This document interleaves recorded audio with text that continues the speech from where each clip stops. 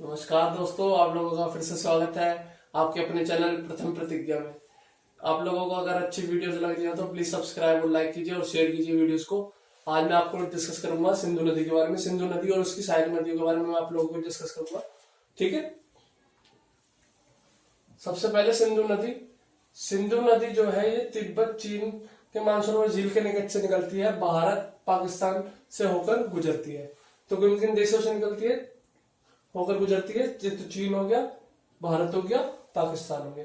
तो सिंधु नदी की लंबाई सबसे पहले पता होनी चाहिए आप लोगों को।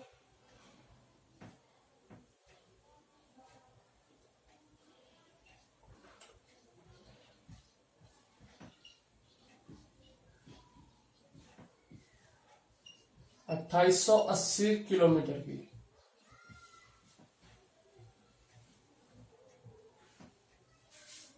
$2880 किलोमीटर की।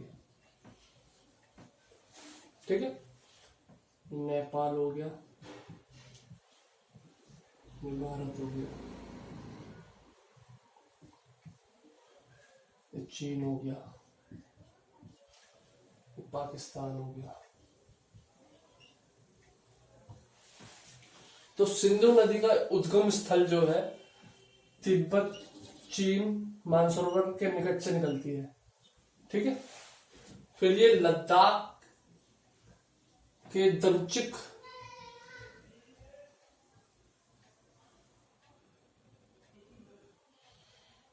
लद्दाख के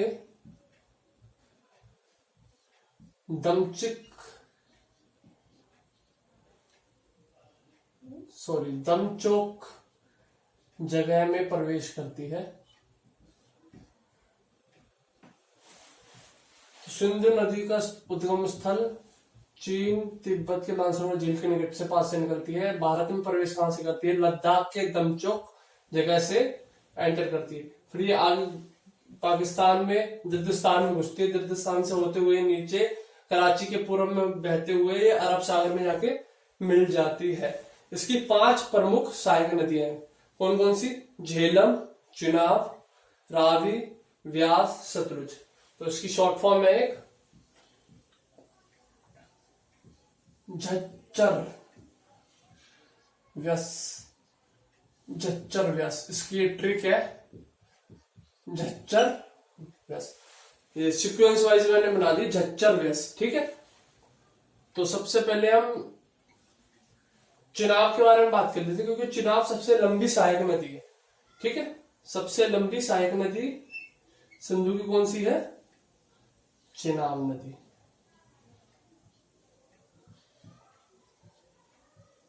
इसका उद्गम स्थल पूछा जाए तो हिमाचल प्रदेश के K12 लारा दर्रा से निकलती है।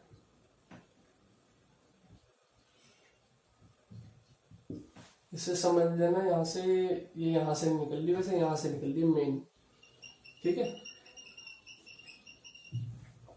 मैंने लिख दिया है वो एरो में, इस जगह पे चले जाए। ठीक है, यहां से निकलती है, हिमाचल प्रदेश के K12 लारा दर्रा से निकलती है और ये यहाँ पे पाकिस्तान में जाके मिल जाती है। ठीक है, सिंधु नदी की सहायक नदी, सबसे लंबी सहायक नदी पूछी जाएगी तो कौन है सिंधु नदी की? जैसे गंगा की सबसे लंबी सहायक नदी जमुना है, तो ऐसे ही सिंधु नदी की सबसे लंबी सहायक नदी चिनाब है। ठीक है, अब चिनाब में ही ये सारी नदियां झेलम हो गई, व्यास हो गई, रावी हो गई, सतलुज हो गई, ये सारी नदियां ये यहाँ पे मिल जाएंगी। इस पे कम से कम चिनाब में 45 किलोमीटर पहले बहावलपुर पाकिस्तान में,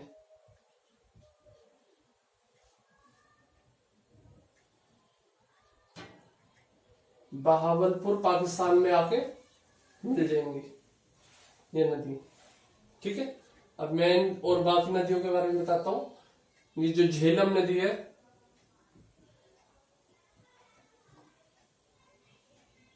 ये झेलम नदी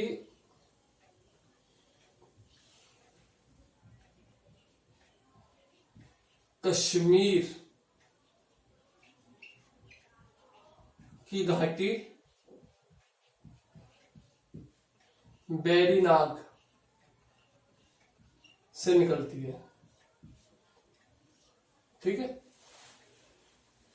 चिनाब जो है वो हिमाचल प्रदेश के K12 लारा दर्रा से निकलती है, और झेलम जो है कश्मीर की घाटी वेरीनाग से निकलती है। ठीक है। अब देखिए रावी और व्यास।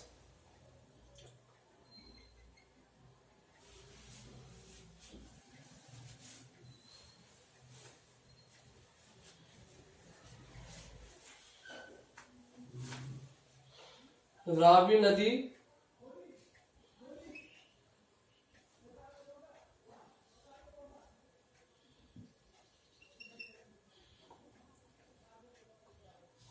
नदी जो है हिमाचल प्रदेश के रोहतांग दर्रा से निकलती है। रोहतांग दर्रा का नाम क्या बदल के कर रख दिया है आप लोगों को कमेंट करके बताना है। ठीक है। रोहतांग दर्रा का नाम क्या रख दिया है बदल के आप लोगों को बताना है कमेंट करके। ठीक है। और आखिर में एक चैलेंजिंग क्वेश्चन और दूंगा आप लोगों को, वो भी कमेंट करके बताना आप लोगों को। ठीक है। तो रावी नदी हिमाचल प्रदेश के रोहतांग दर्रे से निकलती है, ये भी चिनाब में जाके मिल जाती है। ठीक है। अब ये है व्यास नदी। व्यास नदी ये भी व्यास नदी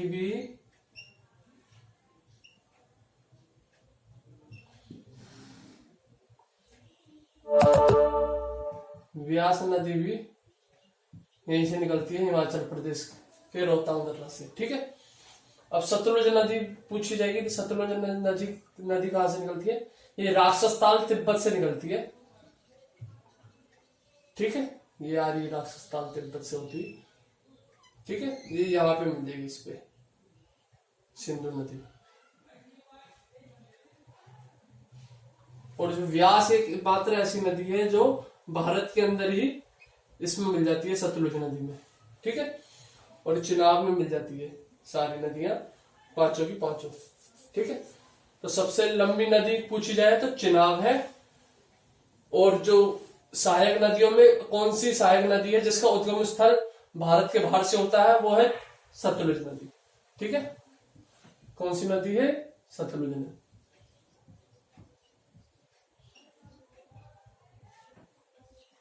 ये राक्षसताल से निकलती है।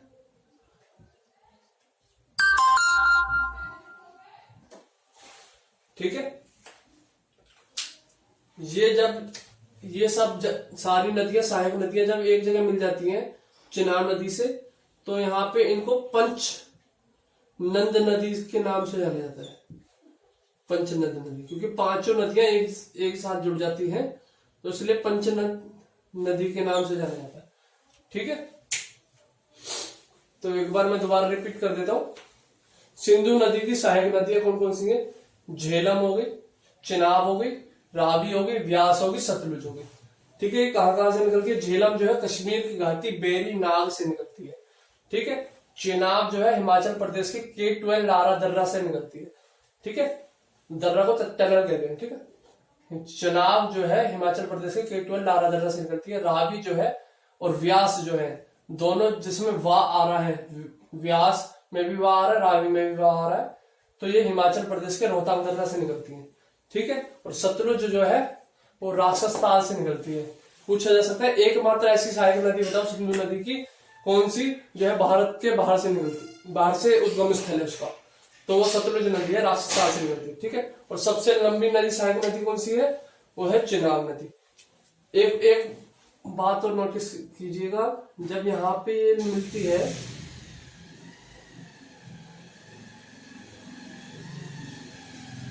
व्यास नदी जब पंजाब के यहाँ पे मिलती है, तो ये सबसे लंबी नहर बनाती है, इंदिरा गांधी नहर। इंदिरा गांधी नहर ये भारत की सबसे बड़ी नहर है, भारत की सबसे बड़ी नहर।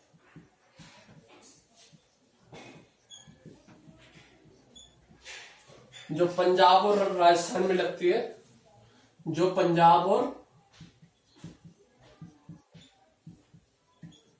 और राजस्थान में लगती है। राजस्थान में इसकी लंबाई सबसे ज्यादा लगती है 470 किलोमीटर की। राजस्थान में सबसे लंबी लंबाई लगती है इस नहर की 470 किलोमीटर की। ठीक है, तो ये है आप लोगों के आगे सिंधु नदी का पूरा स्ट्रक्चर। तो कृपया मेरी वीडियोस को लाइक कीजिए, सब्सक्राइब कीजिए मेरे चैनल को और शेयर कीजिए वीडियोस को। और आखिरी आज का चैलेंजिंग क्वेश्चन ये है कि भारत की सबसे छोटी नदी और उसकी लंबाई आप लोगों को बतानी है, प्लीज कमेंट में कीजिएगा। ठीक है, ओके। मैं तो बस एक ही बात कहूंगा, पढ़ते रहिए, बढ़ते रहिए।